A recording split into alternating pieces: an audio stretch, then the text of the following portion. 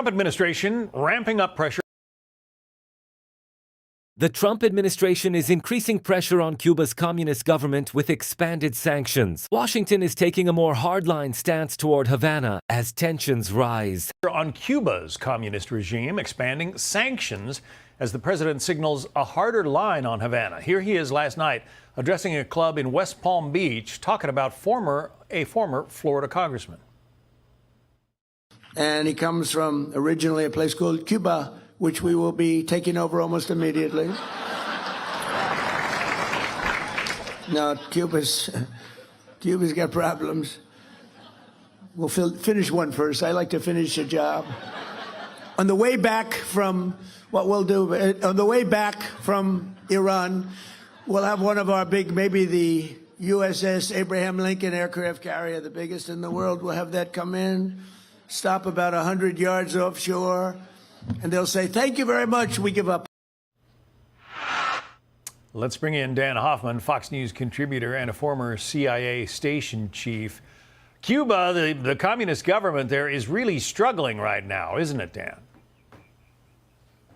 Yeah, it is. And look, that commercial flight to Venezuela, that's kind of the model that the Trump administration would like to deliver on Cuba. We've imposed pretty harsh sanctions and increased those sanctions yesterday. We've still got the energy blockade, and the president, albeit with some good humor, is making it clear that a military response, Heavy sanctions and an ongoing energy blockade are tightening pressure on the Cuban regime. Reaction is certainly not off the table. He's trying to exert a lot of pressure on Cuba. Just last month, senior State Department officials met with Castro's grandson, Raul. It's clear that the Trump administration is pursuing a couple of tracks here, a diplomatic one, with the leverage potentially not just to pressure Cuba economically, but also hold out that we may take kinetic action. Well, and Cuba had sort of a lifeline from Venezuela under Nicolas Maduro, but he's gone now. And it appears that that lifeline has pretty much been severed. Yeah, that one's been severed. And then the goal as well is to sever Cuba's relationships with China and Russia, on whom they've relied for economic support, in return for which China has operated signals intelligence facilities. And Russia also conducts lots of intelligence operations from Cuba. So we'd like to end that and have a lot more command and control over what happens in our own hemisphere. I think the Trump administration has been really clear on that point. Let's talk about the European theater and specifically Germany. Secretary of War Pete Hegseth announced he's withdrawing about 17% of the U.S. forces in Germany. We have more troops there than in any other country except Japan. What do you think about that idea, Dan? Well, it looks like about an Army brigade of 5,000 will depart Germany. Germany has really been a hub for U.S. military operations. We operate European Command, Africa Command there. Speaking in West Palm Beach, Trump used humor but signaled serious intent behind U.S. policy. Landstuhl Air Base, that military hospital, is the largest military hospital outside the United States. It's really as much for the United States to project power, including in the Middle East during this war against Iran, as it is for a tripwire in the event of any Russia attack on Europe. So I'm hopeful that the department, that Secretary Hegseth has given that the thought that it deserves.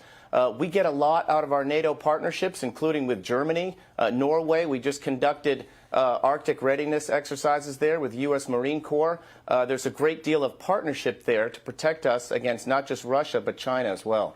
Senator Roger Wicker, a member of the president's own party, seems to suggest that this drawdown, he thinks, is not in the nation's best interests. He writes, Germany has stepped up in response to President Trump's call for greater burden sharing, significantly increasing defense spending and providing seamless access, basing, and overflight. Analysts believe Washington wants greater control over influence in its own hemisphere. U.S. forces in support of Operation Epic Fury, prematurely reducing America's forward presence in Europe before those capabilities are fully realized, risks undermining deterrence and sending the wrong signal to Vladimir Putin.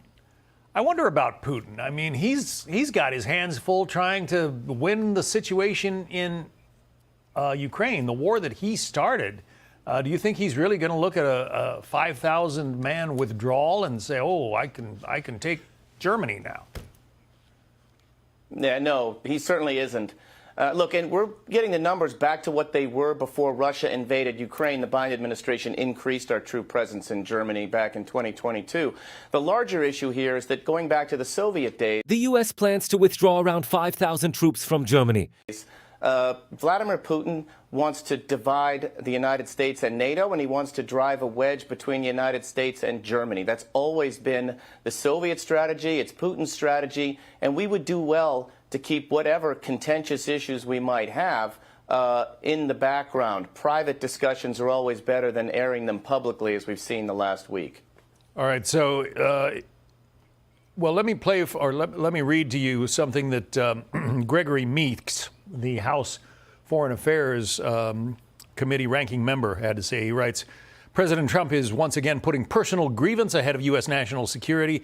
It will damage U.S. national security and undermine the ability of the U.S. military to operate across 3 continents. You're saying that we're just getting back to the force posture that we had prior to the Biden increase. Yeah, and I think, frankly, we would do The Pentagon says partnerships with NATO allies remain strong despite the changes. well to ensure that there isn't a perception that when a foreign leader or a NATO member partner criticizes U.S.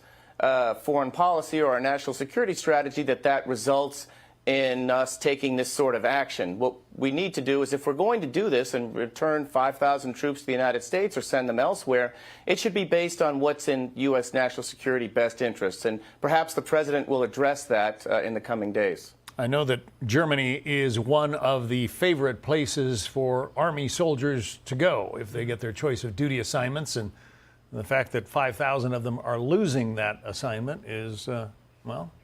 This video is made for informational purposes only. All content is based on publicly available news sources. We do not intend to harm, defame, or mislead any individual or organization.